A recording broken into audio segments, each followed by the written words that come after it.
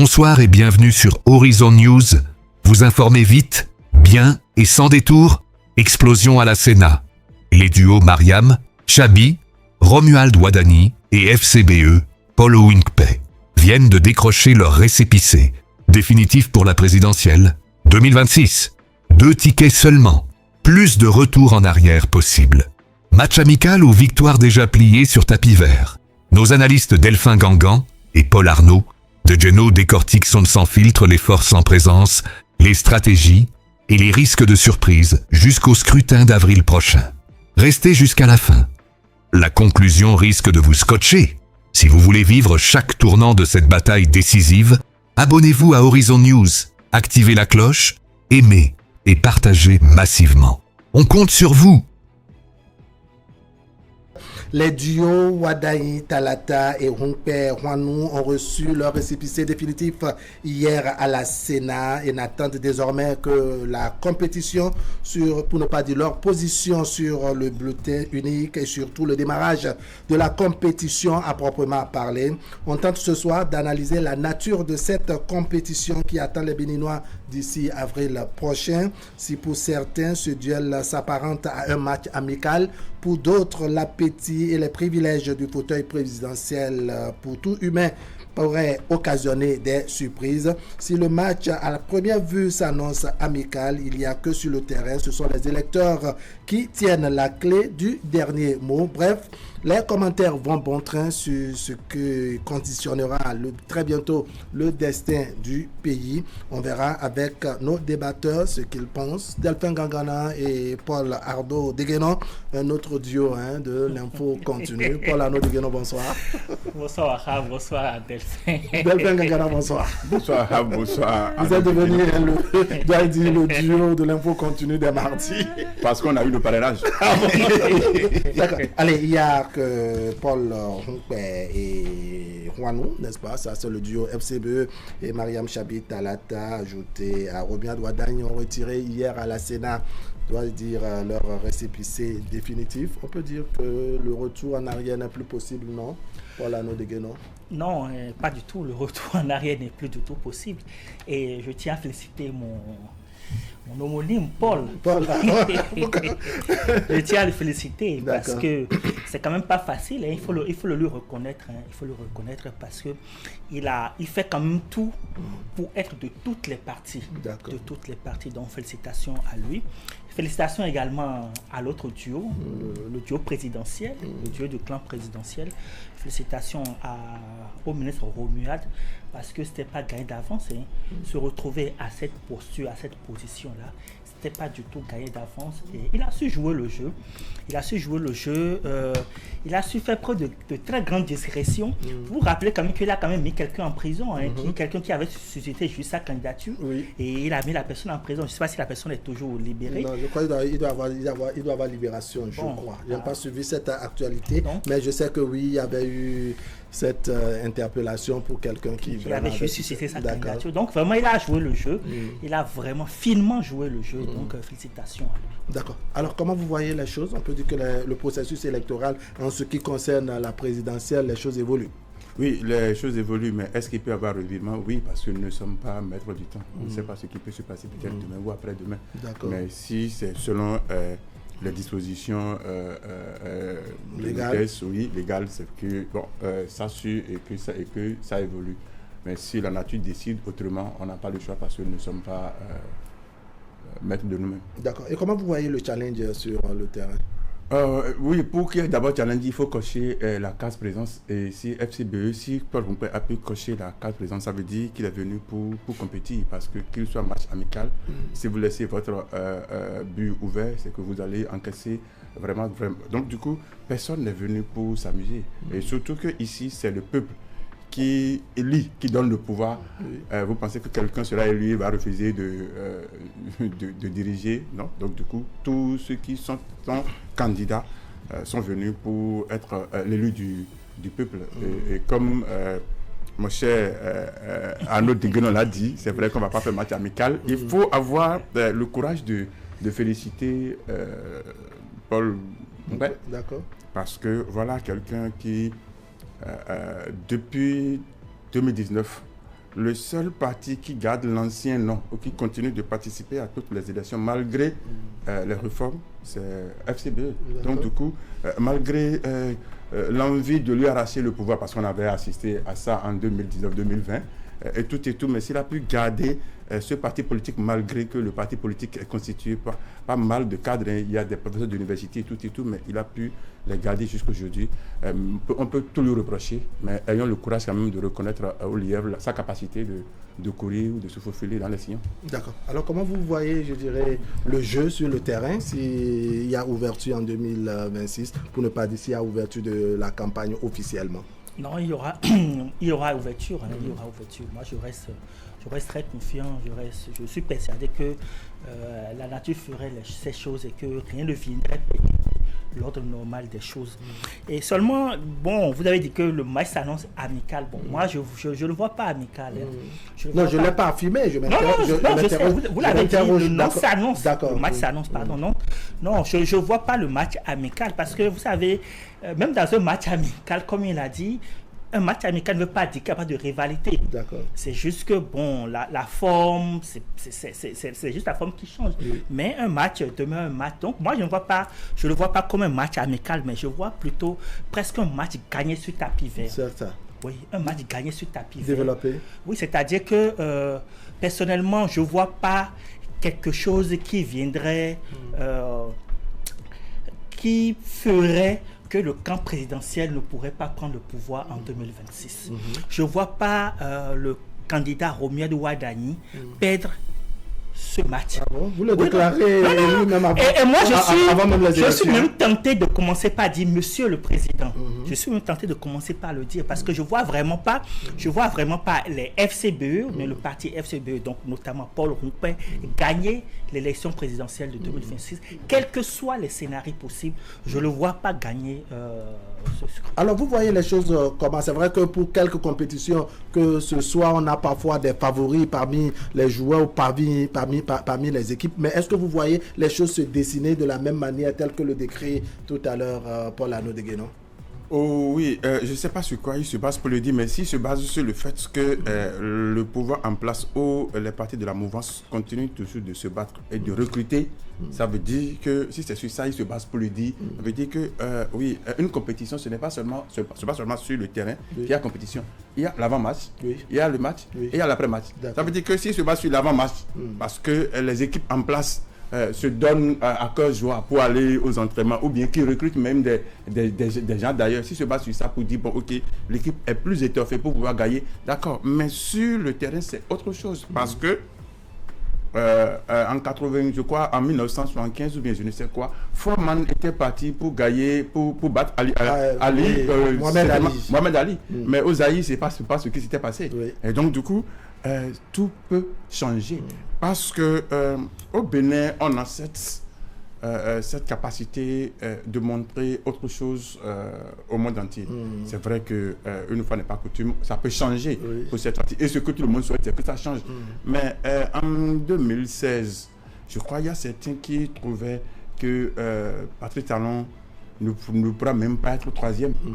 Parce que si les gens se sont basés sur seulement la somme arithmétique des partis et qui se trouvent être des soutiens du candidat du pouvoir en son temps et qui leur permettait de dire KO plus KO était égal à KO. Mais en son temps, c'était quelqu'un sur qui on ne comptait pas, qui a pu ravir la vedette. C'est vrai que les circonstances, les événements ne sont pas les mêmes. Mais il y a aussi. Il y a une seule chose sur le terrain, ça dépendra du discours. Peut-être que le discours va peut-être faire fort et va peut-être faire basculer les choses. Et c'est conscient de ça que malgré le nombre, je ne veux pas dire pléthorique, oui, mais le nombre pléthorique de soutien que nous avons, les gens continuent d'élargir ou d'entrer dans le rang, pas seulement serrer pour serrer, mais pour élargir encore le rang. Donc du coup, on ne peut pas dire... Alors, pour vous qui misez, je dirais, sur ce gain, dois-je dire, de Romuald Wadani sur tapis vert, il a quoi à vendre, par exemple, à Paul Rompin, par exemple? Non, bon, déjà, ce sont ses soutiens. Wadani est porté par tout le clan présidentiel, tout le camp présidentiel, donc l'UPR et le bloc républicain qui constituent aujourd'hui, je pense que si on tient compte de l'Assemblée nationale, presque 60%, si je me trompe. D'accord. Vous voyez, donc, ce sont des partis aujourd'hui les plus représentatifs du pays, qui ont des assises un peu partout sur le terrain et qui mouillent le maillot et qui bénéficient également de tout l'arsenal public. Vous voyez, donc c'est une très très grande force par rapport à un parti FCBE que j'ai toujours qualifié un peu de parti en greffe minoritaire. Mais honnêtement, de façon logique, même si nous sommes sur le terrain politique, mais de façon logique, je vois pas ce qui pourrait ébranler un peu cette cohésion que ces blocs, ces partis présidentiels tentent quand même de nous montrer. Et puis, il faut voir aussi le parcours du parti FCBE qui devra déjà sur le terrain prouver qu'il n'est pas qui n'est pas également du clan présidentiel, parce que c'est un challenge, c'est un défi également pour ce parti-là.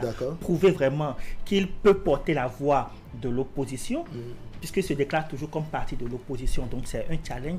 Et convaincre les électeurs en conséquence. Convaincre les électeurs que ce n'est pas la candidature donc de Paul Mpeto, ce n'est pas une candidature trouble faite. C'est-à-dire comme quelque chose juste pour emballer. Exactement. Donc c'est un vrai défi.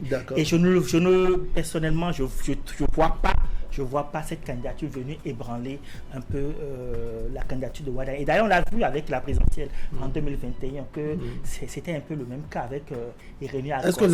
Est-ce que là encore le contexte c'est la même? C'est plus ou moins les mêmes choses. Alors, Delphin Gagana, au-delà de ces soutiens dont parle Paul Arnaud Deguenon, parce que oui, les partis de la mouvance dans leur grand ensemble soutiennent Romuald Wadagne, mais il y a quand même une réplique que je dirais le camp de Paul Hunkwe peut apporter, non?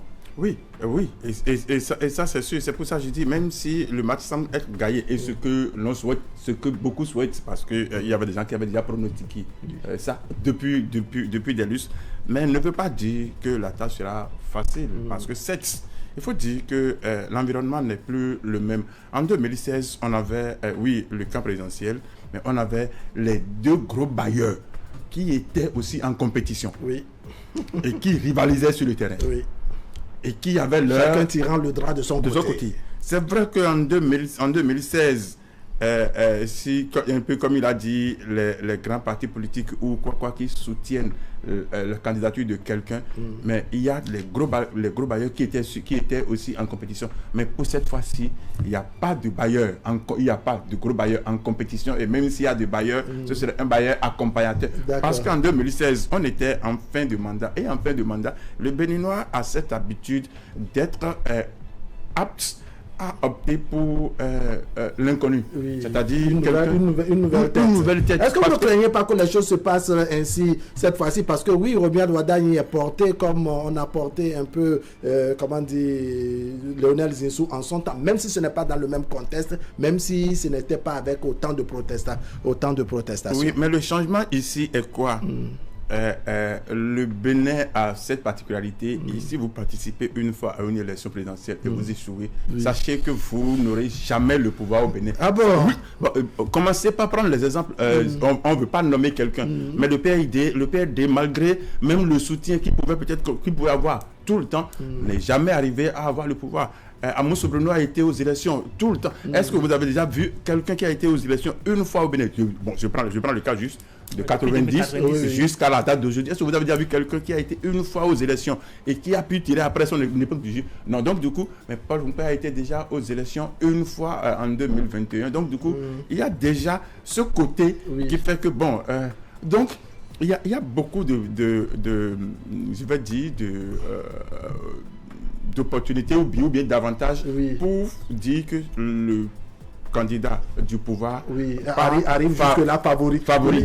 Il part favori. Alors, mais il y a au niveau du parti FCB des têtes qui sont des acteurs politiques qui ont des fiefs, parce que ce qu'on reproche à Romuald Wadagne, par exemple, c'est de n'avoir pas, je dirais, une casquette politique à proprement parler, de ne pas militer d'un visage découvert au sein d'une formation politique. Mais au niveau de FCB, on ne peut pas dire autant. On a des Djemba, n'est-ce pas? On a des Bako, Bako, Idrissou Bako et autres qui sont, je dirais, des acteurs politiques qui ont eu des fiefs.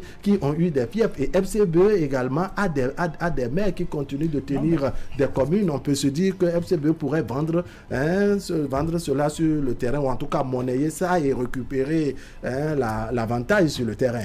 Mais vous avez bien dit, je cite juste vos mots, qui ont eu des fiefs, vous l'avez dit. Donc vous êtes dans le passé. Vous êtes dans le passé. Et on est dans le présent aujourd'hui. On est dans le futur.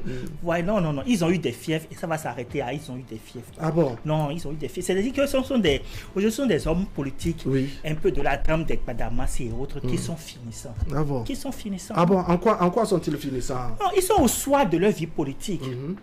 Ce sont des... Qu'est-ce qui a changé pour autant? Qu'est-ce qui transforme, je dirais, cette évolution pour que ils se découvrent, ils finissent le matin de leur vie politique, le midi de leur vie politique, pour se retrouver au soir de leur vie politique. Rien que la réforme du système, par exemple, les choses ont changé. C'est ça. Le Bénin de 96 n'est pas le Bénin de 2025.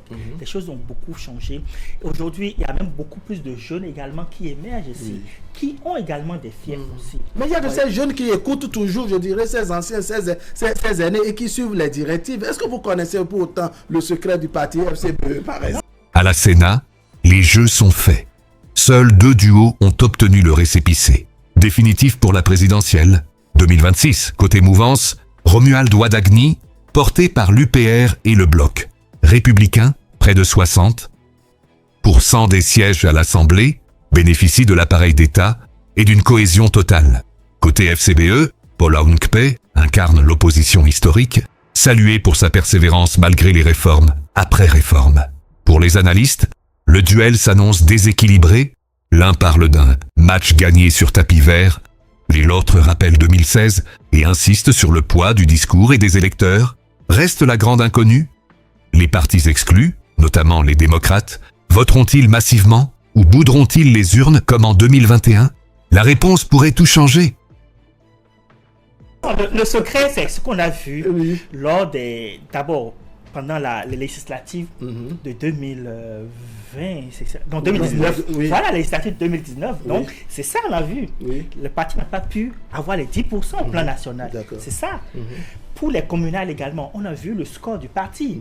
Ouais, donc, non, ils ont eu des fiefs, mais malheureusement, ces fiefs... D'accord, maintenant, cette fois-ci, nous parlons de la présidentielle, Delphin Gangana. C'est vrai, vous avez fait cette description qui ne manque pas de pertinence. Quand on est parti en 2021 avec Djemba et Paul Hunkpe, cette fois-ci, c'est Paul Hunkpe qui vient à la tête. Mais on se dit, quel que soit ce qu'on dira, le Bénin, le Béninois, c'est lui qui finit par définir les choses dans les urnes. Est-ce qu'on peut se baser sur la force des partis politiques qui soutiennent et sur le bilan du président Patrice Talon que Romuald Wadagni ira vendre sur le terrain pour se satisfaire juste de cela et dire que Wadagni part favori? C'est pour ça qu'il faut reconnaître que les réformes du système partisan ont changé beaucoup de choses, ont changé la manière de voir, la manière de faire, la manière de beaucoup de choses. Un peu comme au niveau des acteurs politiques, est-ce que ça a changé cela au niveau des électeurs, des populations et autres qui regardent, ceux-là qu'on appelle souvent peuple? Ça a changé. C'est vrai que le fief tel que nous le définissons avant n'est plus défini ainsi. Ne veut pas dire que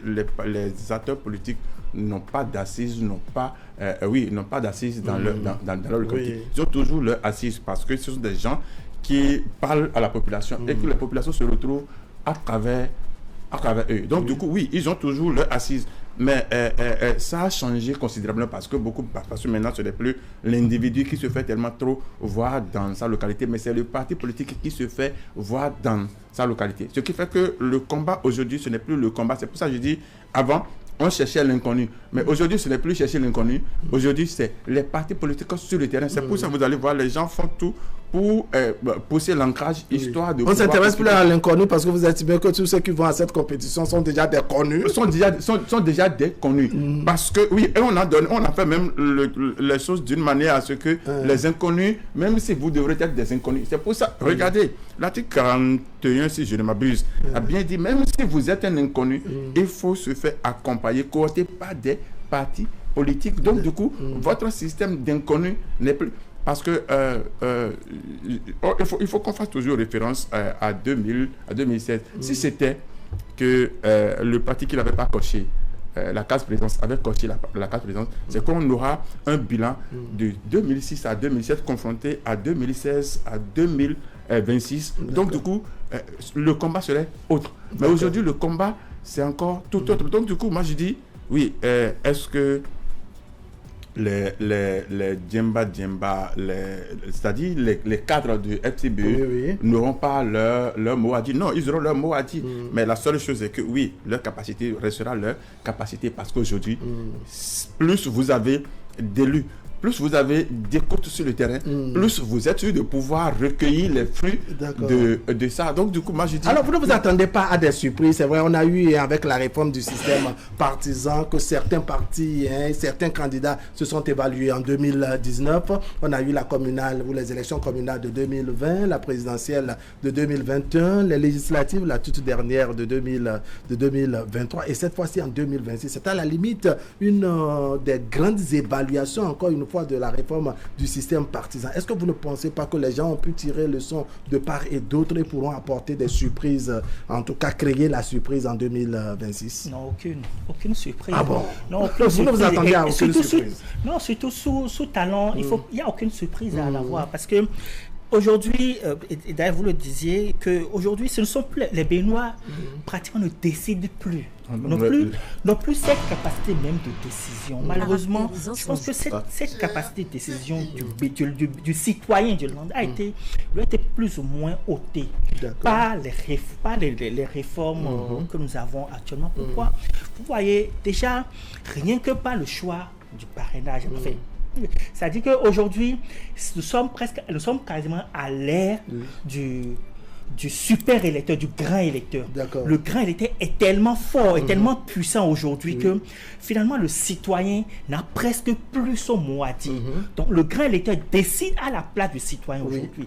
Donc le citoyen n'a plus. Mais on se dit que le détenteur du parrainage, allons-y doucement, le détenteur du parrainage, donc le parrain élu maire ou député, est aussi désigné à la base, est désigné par les populations. Donc il a été mandaté, n'est-ce pas, par les populations à la base, que lui maintenant vient, je dirais, accorder son parrainage à un candidat. Donc ça revient, ou bien ça veut dire que c'est un peu l'opération inverse qu'on fait avec la réforme du système. C'est-à-dire qu'aujourd'hui, qu'est-ce qui se passe? D'ailleurs, vous n'êtes pas sans savoir, vous vous rappelez bien que même pendant l'élection des maires, qu'on a été obligé d'aller prendre encore une nouvelle loi parce qu'on avait du mal à désigner les maires, vous vous rappelez un peu. Et puis, le problème aujourd'hui, c'est que en temps normal, le peuple doit pouvoir choisir le meilleur pour lui. Mais qu'est-ce qui se passe? On lui dit non, qu'en fait, le peuple n'a pas cette capacité de trouver vraiment le meilleur. Donc, nous, on va d'abord faire une grande sélection, d'abord entre nous. Et on va lui dire non, dans tout ça, voilà les meilleurs. D'accord. C'est là on ainsi de caricature. D'accord. Donc, finalement, le gars se dit, bon, si vous pensez déjà que ce sont les meilleurs, qu'est-ce que moi j'ai à dire finalement? D'accord. Vous ne voyez pas d'appétit pour, je dirais, les citoyens qui s'en vont voter, c'est ça? Bon, aujourd'hui, ceux qui vont voter, bon, peut-être que j'exagère un peu, mais ceux qui iront voter, c'est sûrement les partisans de les militants des partis. Ça devient intéressant parce que mais je vois pas militants. On se demande quelle sera la posture, je dirais, de ces partis qui n'ont pas pris part à cette élection, quel que soit, je dirais, leur désir, notamment les partis de l'opposition, parce que FCBE, encore une fois, est sur papier un parti de l'opposition et se revendique comme tel. Oui, et permettez-moi d'être en opposition totale avec ce que ça me donnerait qu'il ne soit pas l'opposition. Le diable commence. Quand il dit qu'on a adopté la capacité de choix, non, parce que nous continuons toujours d'aller aux élections et que c'est après le vote, après le choix du peuple que celui qui sera élu président sera connu. Ne veut pas dire que c'est pour ça, c'est pour ça qu'on fait même le débat. On a vu qu'il y a beaucoup plus de penchant pour quelqu'un ne veut pas dire que cet individu est déjà président de la République. Parce que si on fait les élections et que au soir du 11 avril, le score donne telle personne gagnant, on ne va pas dire qu'il n'est pas gagnant. Donc c'est le peuple qui a choisi. Le peuple a toujours un mot. Mais le mode de sélection il y a plusieurs types de sélection. Parce que le simple fait même de demander aux gens de déposer des pièces, ce qu'on faisait depuis, ce n'est pas tous ceux qui vont à la Sénat avant qui participaient aux élections. Il y avait toujours de sélection. Mais si on a élargi le champ de sélection, ne veut pas dire qu'on a ôté au peuple le choix, en tout cas la capacité de choisir. D'accord. Après ça. Chacun a son analyse. Allons-y. Après ça. Quand il dit ce sont les partisans qui iront voter, ou oui et non. Parce que pour quelqu'un qui connaît le taux de participation aux élections depuis des lustres, on a toujours un désintéressement de la chose, mais ne veut pas dire que c'est seulement les partisans, puisqu'il y a des gens qui ne participent pas seulement parce qu'ils ne sont pas partisans, partisans. Et ce côté sera analysé, sera vu autrement. Mais même si les partisans vont voter, les partisans sont du peuple. Les partisans ne sont pas du ciel et que le peuple est sur la terre. Ils ne sont pas des étrangers. Donc, du coup, et puis les élections, on n'a pas dit à quelqu'un de ne pas participer. Mais la seule chose est quoi? Ce qu'il faut dire, c'est que le Béninois, quand vous soutenez, quand vous dites quelque chose dans le sens positif d'une nation, on trouve que vous êtes intéressé. Mais donc, c'est quand vous êtes un peu contre, qu'on trouve que vous êtes celui qui est sur vous êtes du côté du peuple. Le côté du peuple, le bon. Donc, du coup, si aujourd'hui on parle d'une opposition, qu'on dit, bon, ok, une opposition radicale, une opposition non radicale, c'est parce qu'on a trouvé qu'il y a des gens qui sont en opposition frontale, qui sont en opposition. Et donc, du coup, le peuple. Alors, on parle d'une élection présidentielle où tout le monde doit aller voter, On se pose maintenant la question de savoir, vous n'avez pas répondu à ma question, je la retourne par ici. Je la retourne par ici, c'est facile. À qui, ou pour qui iront voter, je dirais, les LD qui sont de l'opposition, alors qu'on a un parti de l'opposition qui va en compétition? Alors, je voudrais rappeler à mon cher ami. Oui, vous tenez à lui répondre. Non, bon, pour une première fois. Moi, je ne réponds jamais. Allons-y. Mais c'est juste pour attirer votre attention sur la présidentielle de 2021. Vous avez vu le taux de participation? Moi, j'ai sillonné les centres de vote. Les Béninois ne sont pas sortis. Et finalement, on a vu finalement le chiffre sorti par la Cour constitutionnelle. Ça veut dire qu'il y a eu un problème en 2021. Les gens ne sont pas sortis. C'est une évidence. J'ai peur que la même chose se répète cette fois-ci. Mais ceux qui sont sortis, c'est quand même des Béninois. C'est ce qu'il conclut. Non, mais d'accord, moi, je suis allé voter. Avant, j'ai voté. Alors, on se pose maintenant la question de savoir, les LD, comment eux, ils feront. C'est vrai qu'ils ont manifesté, je dirais, l'envie, même si les difficultés au niveau des préalables avec l'administration ont posé problème. Malheureusement. On se demande comment eux, ils feront. Parce que, est-ce que c'est citoyen de ne pas sortir voter? Bon, le fait de ne pas voter aussi, c'est parce que c'est... Enfin, vous exprimez quelque chose à travers ça. C'est pour ça que le taux de participation est un indicateur. C'est un indicateur aussi. D'accord. Vous voyez. Donc, moi, je vois que probablement, il y aura beaucoup de militants LD qui iront voter. D'accord. Il y aura certains qui iront voter, d'autres qui ne voteront pas, qui ne vont pas se sentir concernés en fait par la chose parce que beaucoup continuent de penser qu'on les a exclus du scrutin. Donc ceux-là ne vont peut-être pas se sentir concernés. Mais il y a beaucoup d'autres également de ce parti, forcément, qui iront voter. Vous voyez les LD procéder comment pour cette présidentielle? Parce qu'eux aussi souhaitaient aller en compétition, mais bon, ils ont eu toutes les difficultés qu'il fallait pour ne pas participer. Oui, il y a les LD, militants du LD, mais il y a les LD juste sympathisants du LD, il y a les LD qui juste pas esprit de LD. Si on part du principe, on part du fait que oui, LD était dans un cadre de concertation avec l'opposition à un moment donné, mais LD n'a pas pu faire le travail avec le cas de concertation jusqu'à la fin, parce qu'après on a laissé le cas de concertation. On n'a plus jamais entendu parler de Glessoub, en tout cas on n'a plus jamais entendu parler des autres partis, membres du cadre de concertation. Donc, même si certains ont déjà déclaré leur soutien au candidat. Récemment, elle a dit qu'on a oublié les autres, on a écarté les autres, on ne sait pas. Mais les LD, qui sont des LD du corps et d'âme, peuvent dire non, nous on n'ira nulle part. Mais si ce sont des LD qui disent ok, nous on croit en... Puisqu'il y a des LD qui aujourd'hui se rallient déjà à celui qui est là. Mais on ne va pas faire copier-coller, on ne va pas impérativement demander à ce que les hommes soient copiés d'ailleurs. Mais sinon, si nous partons du principe de ce que Sonko a pu laisser libre champ à quelqu'un qui était loin derrière lui, pour qu'il soit aujourd'hui président, même s'ils ne s'entendent peut-être pas trop actuellement, mais qu'il a quand même, il a su faire taire un peu comme quelqu'un a dit, faire taire l'ego et les logos. Et puis si c'était qu'il avait fait taire, que lui il est arrivé à faire taire ça pour donner la chance à l'autre. Si les LD se disent oui, même si FCBE se trouve être d'une opposition modérée, mais nous voulons marquer un coup à la mouvance. Nous voulons faire échouer leur... Non, mais pourquoi ne pas se ruer vers celui qui se dit être même de l'opposition pour dire, bon ok, nous allons barrer la route à l'autre.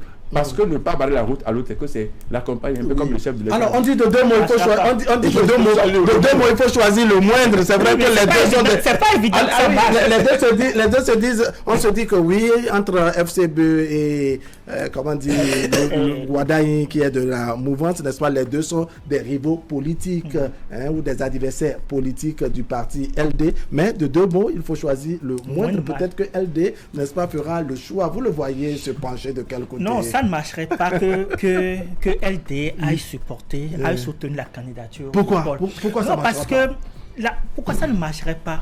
Parce que c'est pas évident déjà que les militants suivent. C'est ça le plus dur. Ah bon? Oui. Mais est-ce que là, ça veut dire que LD n'a pas le message qu'il faut pour convaincre ses militants? Parce que quand on est militant et qu'on donne, je dirais, des directives, les militants ne sont pas des moutons. Non, pas du tout.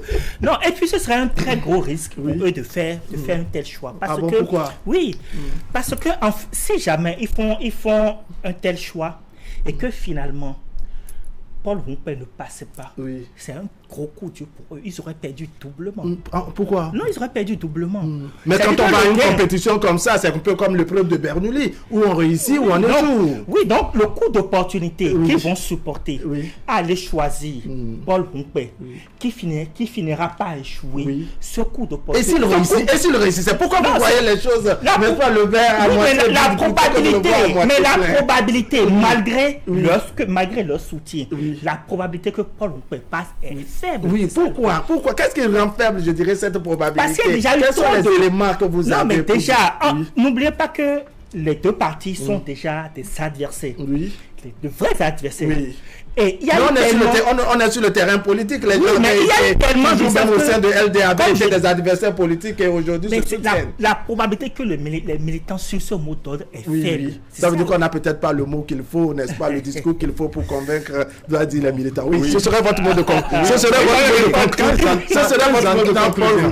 Quand j'entends, je veux dire Paul Rumpel, non, quand j'entends Paul Guéguenon, je comprends quand on est dans l'esprit de ce que si ce n'est pas moi, ce n'est personne d'autre. On peut procéder ainsi, on peut penser ainsi. Mais sinon, si vous estimez que vous seul, vous avez la capacité de gagner, vous avez la capacité à vous seul de gagner, quelqu'un se trouve déjà à un niveau donné, alors si vous le poussez, mais il fera quoi? Il va gagner. Parce que si vous seul, vous estimez que vous avez la capacité de gagner, quelqu'un est déjà allé à un niveau donné, et vous dites que comme vous n'êtes pas devant, alors vous lui donnez juste un coup de main pour qu'il gagne. Et vous estimez que même si vous lui donnez ce coup de main, il ne va pas gagner. Ça veut dire que vous n'aviez pas... Voilà, nous devons aussi... Nous avons dit que oui, X est mon candidat. C'est vrai, celui que nous avons amené à la Sénat, ça n'a pas prospéré, mais désormais, voici notre candidat. Vous ne pensez pas que les moyens... Tu es déjà trop profond pour que ce discours-là tienne. D'accord. Ça ne peut pas tenir. Oui, mais c'est parce qu'on a passé tout le temps à dire, si ce n'est pas moi, ce n'est pas les autres. Donc c'est déjà Merci beaucoup, Delphin Gangana. Merci beaucoup. Vous avez beaucoup de choses à dire. On va poursuivre en antenne. C'était Horizon News. Vous informez vite, bien et sans détour.